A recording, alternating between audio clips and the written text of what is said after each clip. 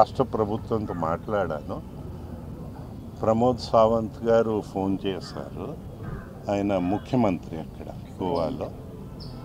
ఆయన సజెషన్ ఏం చేశారంటే 21 తేదీ తర్వాత చేద్దామన్నారు.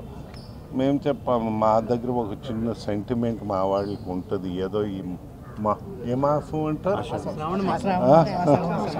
మంచిది, అది 24th 25th వెళ్ళిపోతుంది. మీకు ఇబ్బంది లేకపోతే దాని తర్వాత చేయవచ్చు. I have to take their concerns also. So వారితో మాట్లాడాము. సో వారు చెప్పారు మాకేం ఇబ్బంది లేదు, ఇన్ఫ్యాక్ట్ టేక్ యువర్ టైం అన్నారు. అక్కడ ఎగ్జిస్టింగ్ గవర్నర్ గారు కూడా ఫోన్ చేశారు. మేము ఉన్నాము, మీరు ఎప్పుడు వస్తారు, మిమ్మల్ని గ్రీట్ చేసి వెళ్ళిపోదాం అనుకుంటున్నానని. థ్యాంక్ యూ వెరీ మచ్ అని.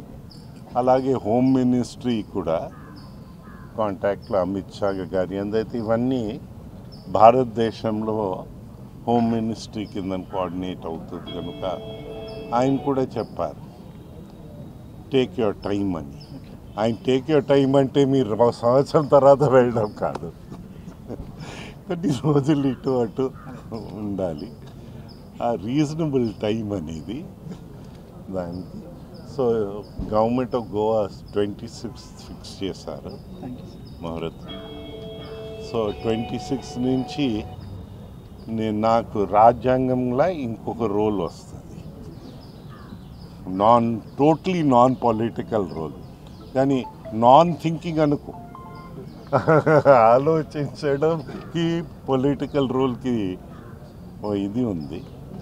మనము ఎవరికి ఫేవర్ చేయకూడదు, బ్యాలెన్స్డ్గా వెళ్ళాలి. ఆ నమ్మకం మా ప్రధానమంత్రి గారికి ఉంది, మా ముఖ్యమంత్రిగా ఉంది.